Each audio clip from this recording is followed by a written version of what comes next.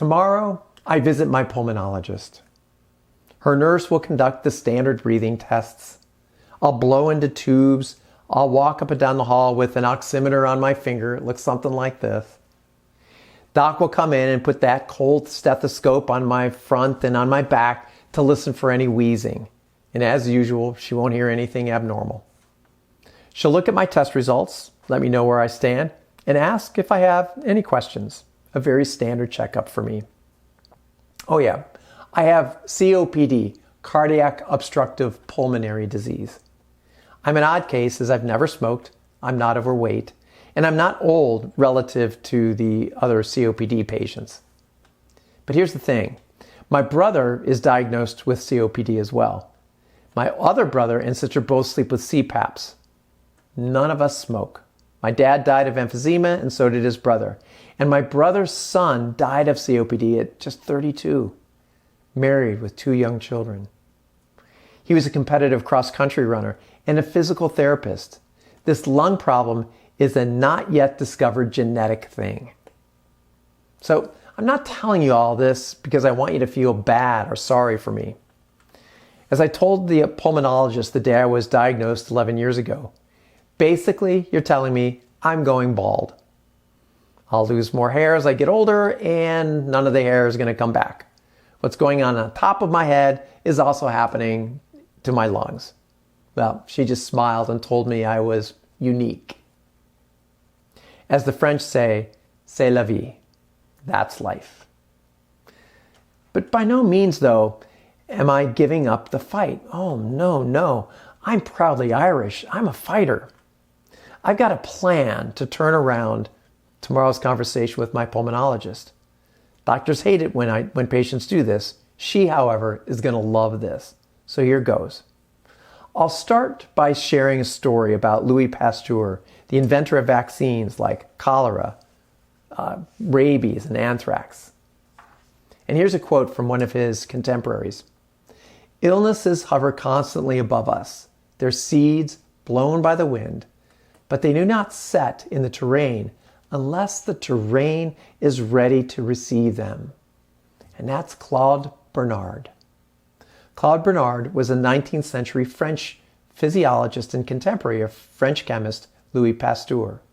The two famous doctors argued throughout their lives as to what was really the cause of disease, the soil or the seed. Pasteur insisted it was the seed or the germ, while Bernard claimed it was the soil or the body. When on his deathbed, it is said that Pasteur admitted Bernard was right. He said, "It is the soil, not the seed. It's the body, not the bug." So my plan to fight this virus includes strengthening my body by boosting my immunity, minimizing the impact of the virus or any other dis-ease.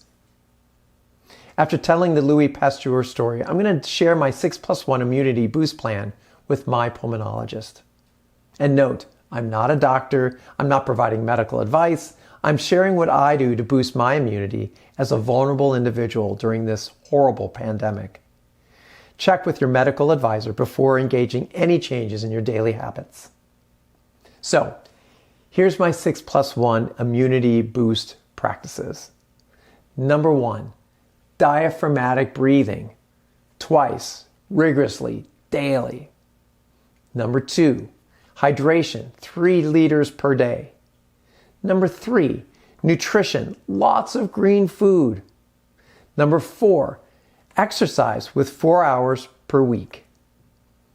Number 5, sleep 50 hours per week. And number 6, a positive mindset. Repeating my mantra, live 100% empowered, especially triggered in the most stressful moments in the day. And then with this positive mindset, add in lots of humor and some play every day. When I get sick, 1 or all 6 of these are out of whack. I do well when these 6 are working in rhythm in my body. And I'm really weird too because I track these on a spreadsheet. I know.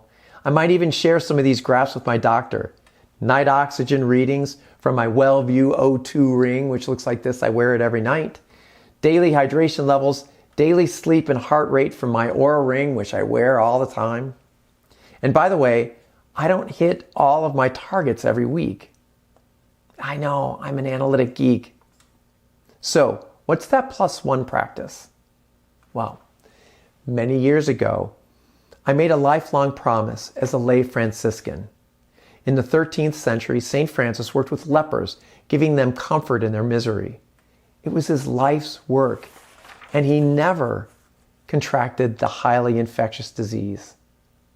With his inspiration and a fraction of his faith, I continue to live wholeheartedly into my life's mission. It's what I was born to do. And I will continue to live in service to the healing powers I've been gifted, whatever and however form that takes. It's my calling. And that's the +1 practice. Number 7, work and live in alignment with my life mission. So thank you to all the nurses and doctors and first responders who put themselves in harm's way and continue to live into their life's mission. In this time of great opportunity, let's use our tools to create a movement. Fight this viral pandemic with viral positivity. Live 100% empowered.